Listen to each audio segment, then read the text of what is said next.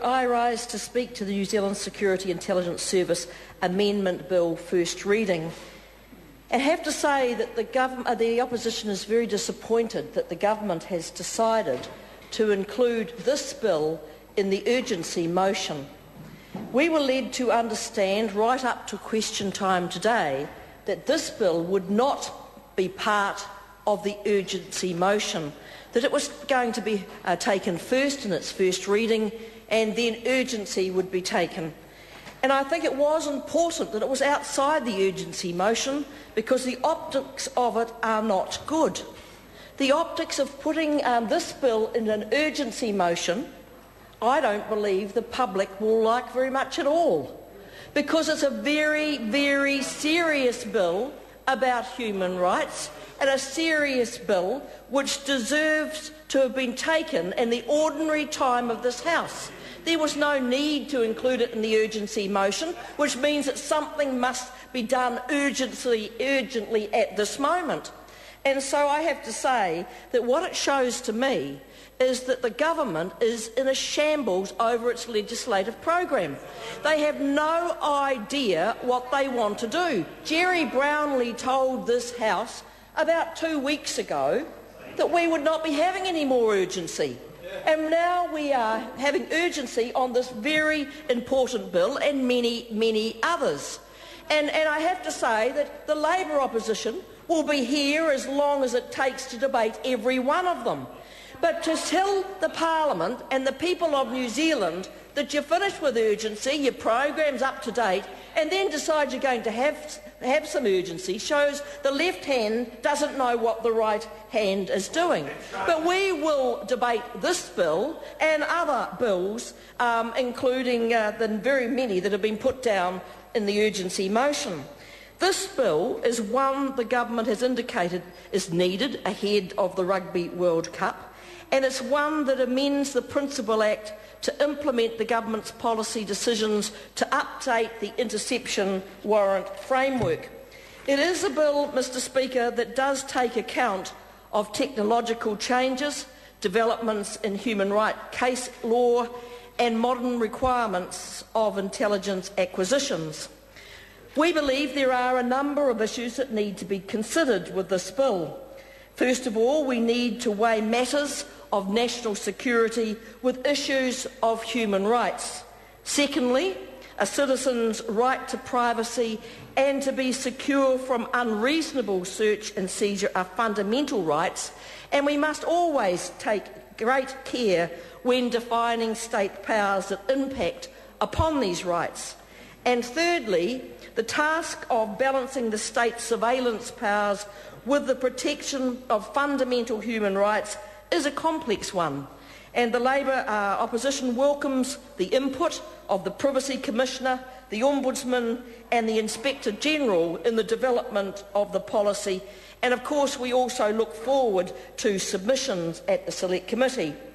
We also note the comments in the Regulatory Impact Statement by Dr Warren Young of the Law Commission. And I have to say, in my experience, Mr Speaker, the Law Commission has been an organisation that has provided extremely good advice to governments over many years, and particularly Dr Warren Young. He said that it had been independently reviewed. He'd reviewed the regulatory impact analysis prepared by the NZSIS and also the associated supporting material. Dr Young said he was satisfied that the information and the analysis met all the quality assurance criteria. He noted that the updating and clarifying issues arising from the current legislation were clearly identified, the policy options for addressing these issues were adequately canvassed, and the need for the preferred policy option was demonstrated. Dr Young noted, quote, "While there are some impacts on privacy, this is clearly justified by the associate benefits. In particular, updating the warrant framework is a recognition of technological changes in the storage of and communication of information, and it is essential in order to enable the NZSIS to continue to effectively undertake its statutory functions." End quote. Mr. Speaker, I think those are reassuring words to those who might be doubting the changes that are being made in this legislation. We will be supporting this bill. The Principal Act was first enacted in 1969. Now it's 41 years old. And when you think about that time span, Mr. Speaker, an awful lot has changed. In fact, man went to the moon and landed on the moon in May that very year. The first supersonic jet with passengers flew in 1976. No one had heard of Twitter and Facebook and social networks and so on. And certainly most people were still using the telephone that was connected to wires. So over the past 40 years, communication and data storage technology has changed significantly. And areas of interest and activity for the security intelligence services now include things as simple as email, things that we take for granted, that we have on our Blackberries every day, that now this legislation takes account of those changes. Email, internet accounts, mobile phones, social networking facilities such as Facebook and Twitter. In the past 20 years also, Mr. Speaker, there has been developments in New Zealand's human rights law. Section 21 of the New Zealand Bill of Rights guarantees the right of everyone to be secure from unreasonable search or seizure. And modern case law increasingly expects that security services will rely on specific rather than generalised legislative provisions to undertake their work. The bill amends the warrant framework that takes account of the contemporary legal and technological environment. The issues raised in the bill are important because they involve the balancing of personal privacy and property rights with matters of national security. The Principal Act allows the Director of Security to apply for warrants to intercept or seize documents, communications or things that cannot otherwise be lawfully obtained.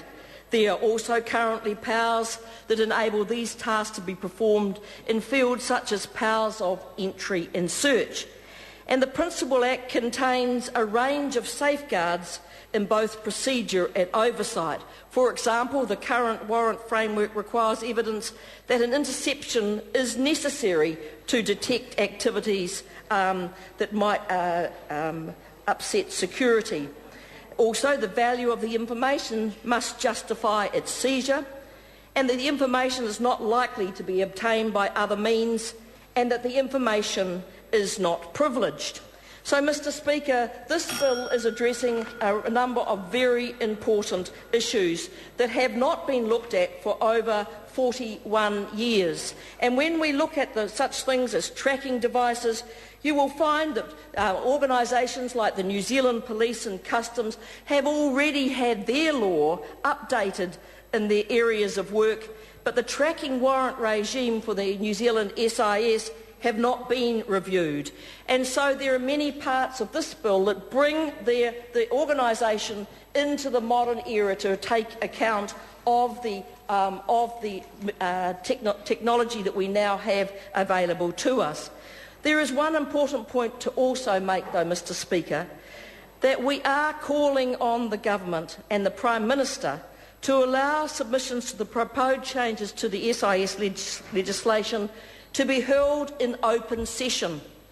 This is a bill, one, being brought in under urgency, two, is of interest to the public, and three, can be held in open session because there is the ability of the Select Committee to hold submissions in private when they want to. If they deem a submission ought to be heard in private, the Select Committee can do that. But the rule and the principle that was set down by then Jenny Shipley, who said unless there are extraordinary circumstances that require a closed hearing for any particular submission, They ought to be heard in public. And we urge the Prime Minister, John Key, to hear as many of those submissions in public as possible. There is no reason to be secretive or inflexible on this, and I think it's important for the confidence of New Zealanders in this legislation that as much information as possible is made available to them, and that as many people as possible can hear what is said on this bill, Mr. Speaker.